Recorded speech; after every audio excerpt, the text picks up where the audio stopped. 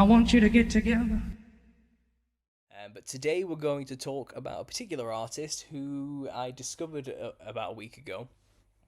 I talked about it in the Telegram group, and I was saying, look at the state of this monster right here. So we're gonna have some fun. We're gonna talk about artists that I've noticed, and who seem to be utilizing old satanic, well, paganistic practices of ancestor spirit worship, and basically putting it in a gallery and calling it performance art, and not telling people what they've actually where they actually got it from, basically. And I'm going to point out today, what these people are actually doing, basically, and we'll have a bit of fun with it. And yes, as Alan Scott said, isn't this Oliver de Sagazan? I think that's how it's pronounced. Olivier de Sagazan, whatever. Yeah, we're going to talk about this guy. He's clearly a lunatic, atheistic, nihilistic, um, weirdo, right? Who's channeling Nephilim demons, and then calling it artwork, basically. Yeah, we're gonna go into it. We're gonna go into it. So let me just quickly change top chat to live chat. I hope you've all done the same as well if you're in the chat today, because you can end up missing quite a lot if you don't do that, and I'm always guilty of making that mistake. So let me just change that over just to make sure I can see everyone what everyone's saying. And I'm going to share my screen with you. So here we go. So this all started for me. I saw this come up in my feed randomly, called Transfiguration, and yeah, this is just disgusting. Okay, so I saw this Transfiguration, and I let it play because the thumbnail caught my attention, and it starts with this guy just mumbling to himself, as you can see, with some strange numbers going all the way around him in this weird sigil square behind him. And he takes off his clothes, and then he starts. I'll speed it along. He starts slapping himself with clay, and you'll already know. From if you follow my research, instantly, I recognize this for something quite dangerous, because what do we say that the Nephilim had? They had leprous, white, grey, dead vampiric skin. Okay, and if you do that to yourself, then what you're doing is mimicking a spiritual concept, what they look like in the spiritual world. So he does this to himself, as you can see, and he starts, adding clown-like makeup on top of the clay in a way, giving himself black, dead eyes and a mouth that looks like it's running with something liquid. Here he adds blood red to the lips, and he's just turned himself into a clown. A very basic clown, don't get me wrong, but this is the rule, and this is the rule I've been trying to explain for a long time. This is the secret if you want to make it in any art industry. You need to white up your skin, black up the eyes, and wear red lipstick. If you do that, you will be elevated. Okay, you will be put in the spotlight. You will be chosen by the masters of these industries, and all cameras will be put on you because you are channeling the Nephilim. You are presenting yourself in a way that mirrors in the spiritual world these demonic disembodied spirits. And if you're doing that, and then the people pointing the camera at you tell the world this person is famous, this person is successful, this person is avant-garde, this person is a genius, then what you're doing is creating an idol for other people who see the image on the other side of the camera to emulate. Oh, he's famous. His artwork is edgy and cool. Look, the cameras are on him. It must be good. I want to be famous too. So I will copy what he does. And therefore, I will also clown myself up. It's just, that's all the process is for. That's why these people get applauded and renowned as so edgy, so cutting edge, And let's watch this guy. He goes on to disfigure his face with more clay. And I find it interesting because I was watching this happen. I was watching him do this thing. Let me just speed it up a little bit. And he does kind of just psychobabble throughout this and make random noises. Maybe speaking French, I don't know. Is there really much of a difference? But he goes on and on and on and on, just slapping himself with like straw and other random things as well. we'll speed it up, so he's here. And he starts to turn himself into something not quite human with the amount of clay on his face. But there's this scene here which is the most replayed, where he suddenly just slices his mouth open into a big, wide, weird-looking thing and makes a big, loud yelp, which I'm not going to play. But you saw it happen there. Let's quickly replay that. And slice, when he becomes this wide-grinned, clown-looking, hybrid human-bird beast thing. And then, he adds all this strange red to him and gives himself a big, wide, red jester grin while he's at it. And then as it goes on, he loses the plot a bit more. He turns himself into a... well, I don't know what you'd call it. Just some kind of twig-infested, deformed monster. Powders himself up and starts flailing his arms around. And you realise as you're watching this, if you listen to it, he's losing his mind a little bit. It's almost as though he's getting possessed. He starts acting erratic and slapping his body all over the place. And he starts, screaming and moaning. And it looks like he's gurning, like he's just taken, I don't know, 3 grams of MDMA and he's absolutely off it. You know what I mean? He starts, grinding his wrists in weird directions and poking himself in the eye, and then he's making groaning noises, and it looks like he's possessed, like he's not in control of his body. And then randomly, I think he just slaps himself to the wall at some point. I'm not sure when. Yeah, there you go. Look at him. And the thing is, I've seen that before. I've seen this type of movement and action before. People send me basically a lot of African possession videos on Telegram. I'm probably not allowed to show on YouTube, to be honest, but the people send me from India and South America and also from all over the world, where people are being possessed by demons, and during these rituals where they do very similar things. Okay, they clown themselves up, they poke their skin with sticks, they cover themselves in crazy paint or blood and things like that, and they start acting like he does here. They start doing this to themselves. They start grinding, and they suddenly just bring their arms into the air like they have no control, and it's identical. All this guy is doing from this, just watching this one video, is he's doing what Ancestor spirit worship cults do. He's clowning himself up, white skin, red lips, and he's channeling the spirits of the Nephilim and letting himself be possessed by them. He's becoming a channel for the spirits. But he just calls it art, puts it in a gallery, and I assume gets very famous and rich from this. And I find there's a pattern emerging here, which we'll get into in a little bit. But let's go into looking into who this guy is. So here's a picture of him doing the same thing again. A lot more jesterish, a lot more clownish in this version. This is kind of his shtick. This is how he does it. He always does this to himself. It's always a very similar, same colour palette. Red, white, and black, which is the colours of Satanism, first of all. But it's also the colours of the typical face of a Nephilim creature and a clown. So, Olivier de Sagazan was born in 1959 in Brazzaville, Congo. He's a French artist, painter, sculptor, and performer. His most famous performance, Transfiguration, which you just watched, was created in 1998, with more than 300 performances of this in 25 countries. In Transfiguration, de Saganza changes identity on stage from a man to an animal, and from animal to various hybrid creatures. He pierces, obliterates, and unravels the layers on his face in a frenzied search for new essence and form. In this regard, he has stated, "I am flabbergasted in seeing to what degree people think it's normal, or even trite, to be alive."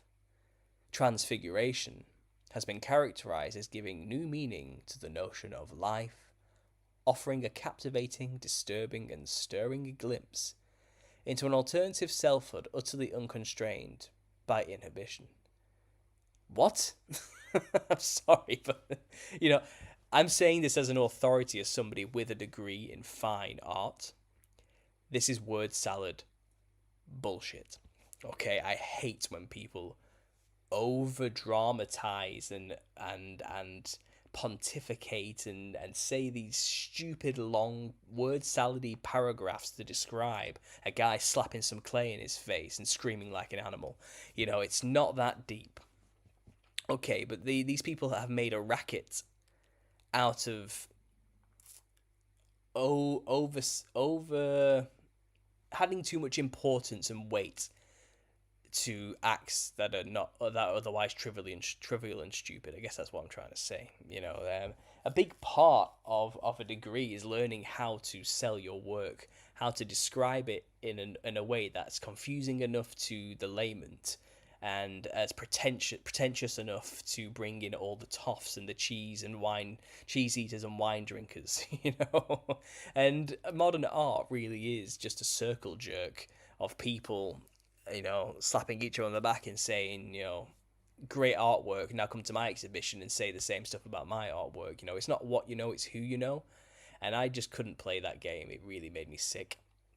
It was the denigration of beauty standards through and through, and this is just another part of it. It's ugly artwork, and they basically make out that ugly is the new beautiful type of attitude. And I'm sorry, no, but ugly is just ugly. Beautiful is always beautiful. It's timeless in that respect. And this is just another addition to that, in my opinion on art.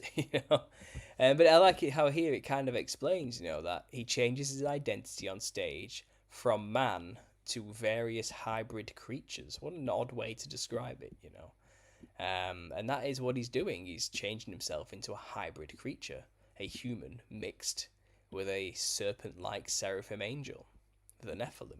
And that's what he's channeling here. He's becoming these things, and frenzied search for new essence and form. It's a very fancy, posh way for being possessed. Just to say being possessed, you know what I mean?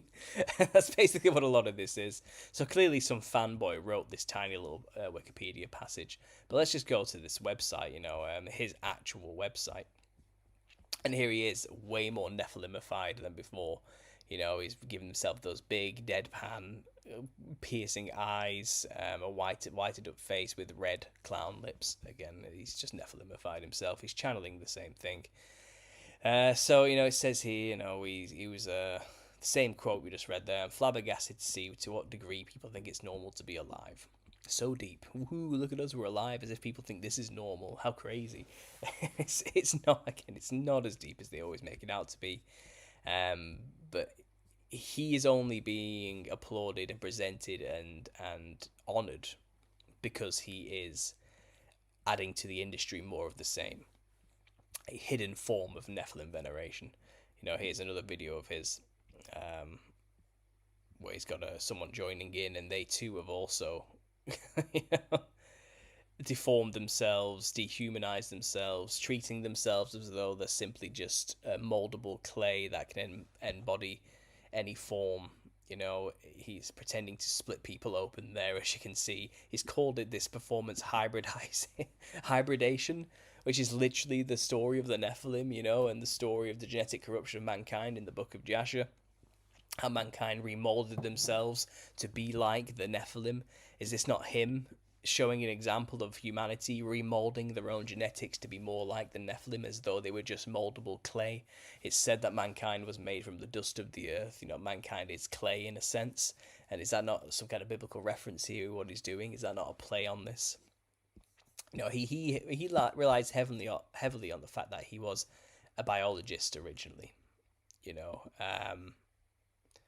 I'm just going to look through more here. All his work pretty much goes along the same theme. He gives it different names, but it pretty much always looks the same. He called one the Dictator, where he acts like a dictator, but also slaps clay in his face while he's at it and starts giving himself a big wide grin. He's got one thing and he sticks to it, which I can understand. Been there myself. His paintings are very dehumanizing, very grotesque. Definitely inspired by a few similar artists who have done this before. There's this biology thing coming into play, But it's very much about how the flesh is useless and weak and pathetic and malleable, and we're all just whim to our own genetics, and there's nothing beautiful within life itself. It's a very ugly thing, an ugly process, and he finds comfort in the ugly. He's come to accept how brutal reality is, and that's where he finds his comfort. Some nonsense like that, There he is throwing himself around with more clay, doing the same thing. Many examples of this here. But he's just. We'll go into a minute where he got his inspiration from, and you'll realize this is quite literally just a simulacrum, shall we say, or a bastardized version of ancestor spirit worship practices in Africa, where he's originally from. I think he's from the Congo. Is the Congo in Africa? I think it is. Or is it in Brazil? No, I could be getting that wrong. No, but I think it's in Africa. But he says he does a visit to Cameroon, which reminds him of his. The Congo is Africa because this is where he's from. And he says he went to Cameroon, and it reminded him of his roots. He's from Africa, so he started making artwork, which reminded him of these practices that were surrounding him. So he's basically a Frenchman born and raised in Africa, who decided to bring African ancestor spirit worship rituals over to the West and then profit off it. That's basically what he did. And this, like I said, this is a common practice. Here's a quick interview with him. Another version of the Transfiguration, the one we just saw, just doing it to himself again. Look at the state. Look at the mess he gets in. And he's like screaming and talking in tongues or something and gibbering and jabbering to himself while he keeps mutilating his human form and mirroring more of the spirits, This guy is a man possessed by this point. And again, this practice is the exact same as ancestor spirit worship found all over the world. So this guy gets political, makes it all about Ukraine. He really focuses on that a lot in this, I think, because he did a show called Dictator at one point. But basically, he's saying, when someone gets like that, they basically become a carcinogenic cell and a tumor all over the earth. And he relates everything back to a biological standpoint. So yeah, Francis Bacon and Belsinki were artists that inspired him. And you can see from the work here that these artists clearly did inspire a lot of what he does. But, here he is going back to Africa to put on the show you saw, Transfiguration, to the African people who do actually have their own version of this and do this themselves and to venerate their own ancestors. And it's not surprising that he's in this setting and they're all like, oh, cool. You know what I mean? Yeah, look at this guy. What this guy's doing is great. I like his version of it. That's how they see it. I thought it was funny here. It's like, who and what shaped you as an artist? Life. Oh, so deep. That's so deep. Great. Yeah. I don't know. It just made me laugh seeing that. How pretentious. So clay for me is a possibility of extension of my domain of expression, a material very close to my skin and flesh, with the added aspect of connection with the cosmos, because you and I are earth and light. So he does preach a bit of a new agey worldview, kind of. Like I said, he comes from this whole biological standpoint, but he does have this whole finding beauty in the grotesque, in our flesh meat puppets attitude. So my studies in biology and philosophy helped me greatly get out of this hallucination. It feels like you said that you were very religious until about the age of 20, and then you weren't. Was there some event that triggered it, or did it happen gradually? Biology taught me that there is no God, basically. It's his attitude. So he makes these really grotesque things because of that. I don't know. It's all very edgelord stuff when you start reading, when you listen to this guy talk. I mean, look at the state of that. Another interview with him here, I thought it was interesting. One of his sculptures, he created this thing. Now, if that doesn't look like an elongated, skulled Nephilim creature with human/reptilian amphibious hybrid bird mixed together, I don't know what is. This guy is definitely channeling the Nephilim. I mean, he's created an elongated skull creature right here. It says it all. And so I think he knows something, or if he doesn't, then he's being used. I would say that much. So, yeah, I really don't want to read half of this stuff, to be honest. I'll leave the links down below into the description at the end of this video. But one thing that is saying here, it says, in the performance Transfiguration, we can see several influences: tribal art, shamanism, as if you were searching for an original form of communication. What do you think? Communication with what? So he says, yes, I'm very influenced by tribal art, by the relationship between earth and the elements. In that way, they both go beyond language and what they are, both sort of bodily creation. In Transfiguration, a performance based on a skull, which was modelled over in earth and mud, there was the idea of giving back speech to the hands by covering the face. This work, which I did without my vision, links to numerous initiation rituals in which the shaman puts someone in a trance. When they become a almost blind and unconscious entity, a medium through which the living and spirit world can communicate. So he's just admitting there, yes, I am copying what the shamans do, in which they make somebody blind and then put them in a place or a state in which a spirit can possess them to communicate with through them. So he's saying, I am channeling spirits. He's not even lying about it. And surprise, surprise, he leans towards the big, wide grin smiling clown while doing it, because that's precisely what the spirits on the other side look like. He's not even hiding it. It's quite clear. So yeah, more of the same. And I don't look at this and think, oh, so inspiring. I look at that and go, yeah, more of the same nonsense that we see everywhere else, just packaged in a pretentious little box with a bow, and given to those suckers who will eat it up, in these art circles and schools, who are just looking for another pretentious fool to join their ranks so they can continue make their circle jerk even bigger. That's basically all it is, and they'll always welcome grotesque people like this who commune with spirits into their ranks. They always will.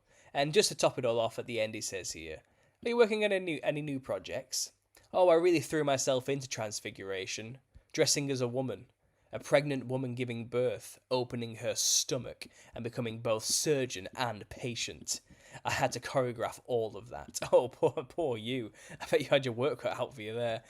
Apart from that, in a week I'm going to Los Angeles to take part in a film, both as artist and actor. It's the story of a dead person who wants to be alive again. Pause. Right, so that's the story of the Nephilim. They are disembodied spirits. Dead people, to use that term very loosely. Dead half-human, half-angel hybrids who want a body again. They want to be alive again. So let's continue. It's the story of a dead person who wants to be alive again, but so they can take human form and eat other people. So there you go. The cannibalistic Nephilim giants that used to eat us, who are now dead behind the veil on the other side, who want a body once more. This guy is going to be involved in a film about that. At the beginning of the film, I'm a being, a sort of monster. But then, through taking other people's lives, I return to a human form. It's a bit like Transfiguration, but in reverse. But I won't tell you any more. So this guy is literally being involved in a film about a dead person who wants to be alive so they can eat people. And he is a monster that becomes more and more human the more people are murdered and killed by it and sacrificed to it. So it's all satanic, nonsensical, spirit veneration nonsense, hidden behind the veil of edgy performance art about trying to connect humanity with oneself, to question what it means to be a human in some pretentious way.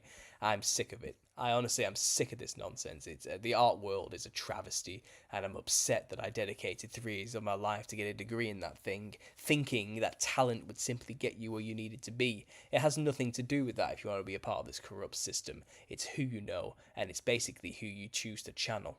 It's the spirits you choose to venerate that get you anywhere in this industry. Come out of it, my people. That's all I will say. So yeah, this reminded me of this whole African ancestor spirit worship stuff, you know. If you go to Cameroon, where you visited, this is their versions of the ancestor spirit worship garb that they would wear. Here they are clanning themselves up a lot like he would, with the white face and the red eyes or the red lips. They're also known for wearing these type of things as well. This particular costume. So it's the Bamilek people, a particular tribe of Cameroon, one of 90 tribes to find the Bamilek people. They do like to dress like this. And if you look at this design for this particular type of clothing, there's more of it here. So this is Africa. This is West Africa, to be precise, on the bend of Africa. Africa's a huge country. We're talking thousands of miles of span here. And this is what they wear in that particular region he went to visit, where he put on his performance when they do their ancestor spirit veneration rituals. And you see these masks worn everywhere to represent the spirits on the other side, their ancestor spirits, the demons, the disembodied spirits of the Nephilim. And these are very DMT Jester-like, aren't they? You know, this is the effect you're getting here. Psychedelic fractal pattern monsters. With big bulging eyes and clown-like motifs. But the thing is, you look at this one, and I've seen this before in my own research in Sri Lanka, maybe 2,000, 3,000 miles away from this particular people's, and they have their version of the masks they wear when venerating their demons, called the Raksas. And this motif is very common in a lot of the masks they produce. This circular motif, can you see? Right next to the head. I do believe the creatures would have had something like this going on. Maybe it was energy manifesting next to them. I don't know. But I found it curious that the Bamilek tribes, when doing their veneration and channeling demons, or the ancestor spirits as they call them, also choose to wear a garb that looks extremely similar. It's their own culturally specific, stylistic way of doing it, yes. But what they're channeling is clearly the same thing, just with different artistic styles of doing that. This one looks very clown-like, doesn't it? You know, but there's something about these discs next to the head, and I'm sure they probably come up with some nonsensical symbolic reason for why they have these discs. I don't know, they represent the life force or something, or the sun, or I don't bloody know what they come up with. They make something up, no doubt. But I think these must have been some kind of literal feature of these creatures. You know, and again, this is just the Sri Lankan, East Indian way of doing it, and this is the West African way of doing it. You know, but they're representing a similar creature, the same thing. Maybe they actually had ears that looked like this, for all I know, you know. But it's oddly specific, isn't it? And it's shared across culturally because they're all channeling the same creatures. You know, here they are again, showing other psychedelic fractal monster things as well. It's in their artwork, it's in their clothes. Their entire culture manifests these patterns and these forms because they believe these creatures are the progenitors and creators of their civilizations and culture. So it's deeply embedded into everything, including the clothes they choose to wear. And this is the inspiration for people like this. You know, this is where he gets it from. He basically copies cultures that do this type of stuff and brings it to the West and profits off of it, trying to pass it off as something new and edgy and avant-garde that's never been done before. But it's not. It's an ancient practice, you know, practiced like by these people, for example. I mean, he's not the only artist to do this, and this is the point I want to get across. So Nick Cave is another artist I brought up before. Nick Cave makes sound suits, okay? And he's a Brooklyn-based artist, I think. Yeah, I think he's based in Brooklyn. And he basically makes it all about, you know, racism against black people. He's politicized the whole thing, and he's saying he creates these suits to basically dehumanize the image. So when you look at it, you can't look at the person wearing the suit with any prejudice. You have to re-examine the whole thing, and he makes these things called sound suits because when you move around in them, they can make a noise, basically. It says here, costumes that completely cover the individual's body. They camouflage the wearer's shape, enveloping and creating a second skin that hides gender, race, and class, thus compelling the audience to watch without judgment. Is that what they do? Is that it? Is that the reason you do this? The artist usually makes sound suits from blah blah blah blah blah, dyed human hair, beads, plastic buttons, wires, feathers, sequins. He uses these everyday objects to construct an atmosphere of familiarity with the rearrangement of the items into understandable representations of both material and social culture. This is that word salad artistry coming in I mentioned earlier. This is what they're all trained to do, talk bollocks about something very simple. The pillars of his work are mostly race, gender, and identity. So again, this person is profiting on the idea of, he's channeling the demons, he's creating ancestor spirit worship garbs that reflect creatures in the fractal matrix in order to channel them, but he's hidden it under the guise of, it's all about racism, man, it's all about exposing racism and trying to show that we're all just human. But, he says, yeah, I'm inspired by, African art and culture and things like that. I mean, this sound suit here, this is his first ever sound suit, this thing. Okay, and you look at it and you think, oh, how unique, how avant-garde, how crazy. It says, I was inside a suit. You couldn't tell if I was a woman or a man.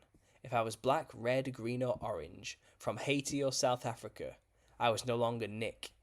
I was a shaman of sorts. Well, yeah, you're damn right you were a shaman of sorts, because you just straight up stole this entire design from the cookery traditions of Bulgaria. Right here. They've been wearing these suits for thousands of years. Since the age of the Thracians in that Mediterranean region, who were doing Dionysian worship, veneration rituals, extreme parties of extreme excess, wearing these wild man beast costumes before then doing a period of fasting. You just straight up stole their design and brought it to America and claimed it as your own in a sound suit. You called it a sound suit, But you've done nothing unique and special. You're a thief. That's all you are. You have taken the practice of channeling the Nephilim from these pagan cultures in Europe, the wild man as they call it, and you've profited off of it. Like a charlatan, like a true charlatan, that's what you are. And you don't mention that anywhere here. You don't mention where you got the inspiration for this first sound suit from that made a breakthrough in 1992. You were banking on the idea that, well, this is before the internet, so you were banking on the idea that no one would ever figure it out, and who the hell's going to know about this really obscure ritual of venerating demons in Bulgaria. But now we know, and now it's obvious, and it shows that you're just basically a plagiarizing thief who channels demons. You copied this right here, and you made yours out of twigs instead and called it unique and avant-garde. So you're not fooling me, Nick Cave. I know what you're doing. It's pretty obvious, and again, just because you've put it into a gallery doesn't suddenly mean you're not doing the same thing these other cultures are doing. Even this right here, this is what they do in these Eastern European countries, and you're calling it a piece of performance art when you're doing the exact same thing these cultures do when they channel the spirits of the Nephilim, or as they call it in Europe, the wild man. Everywhere has their own name.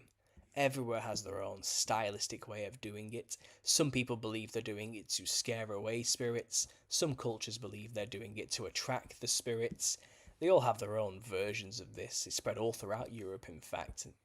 But it's all the same thing.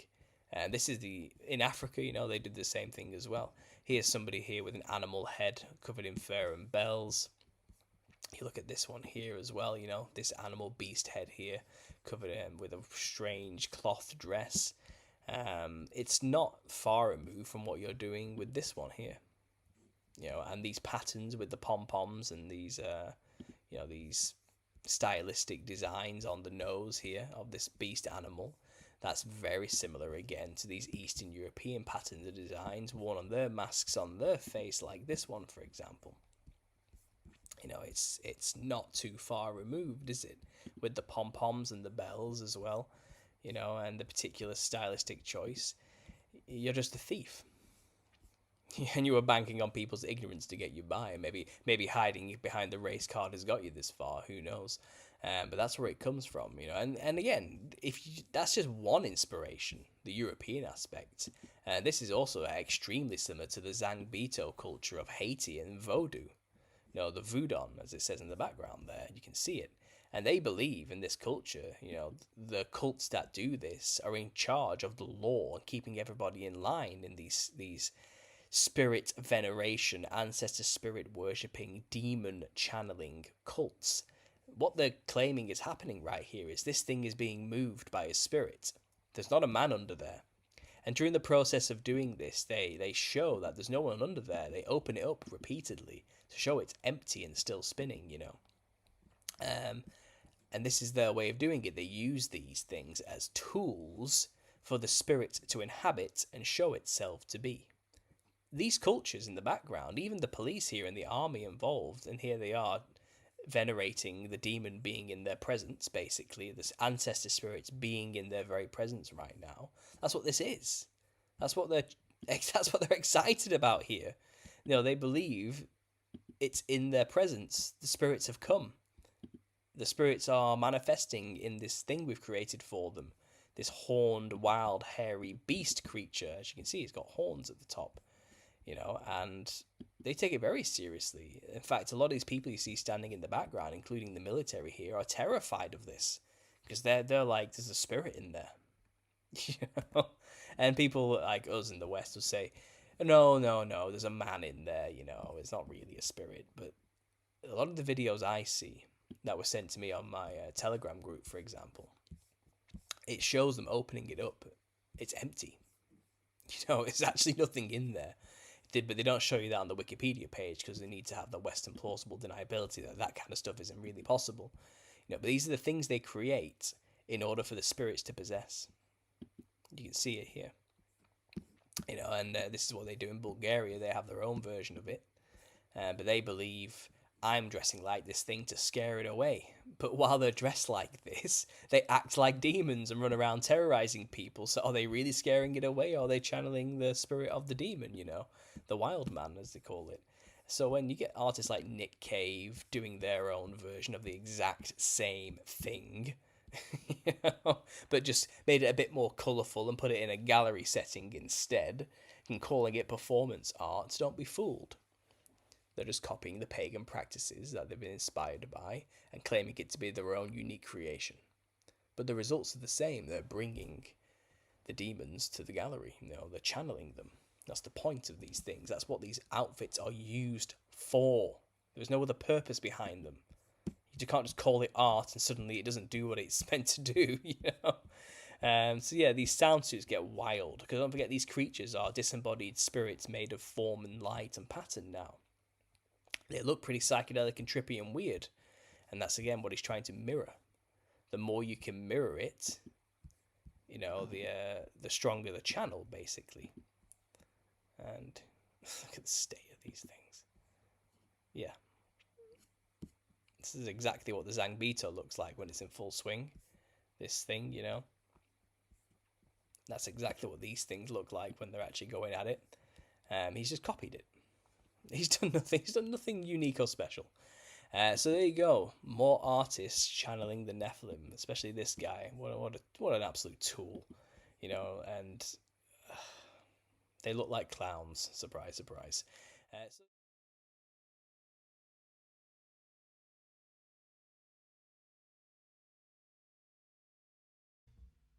I want you to get together.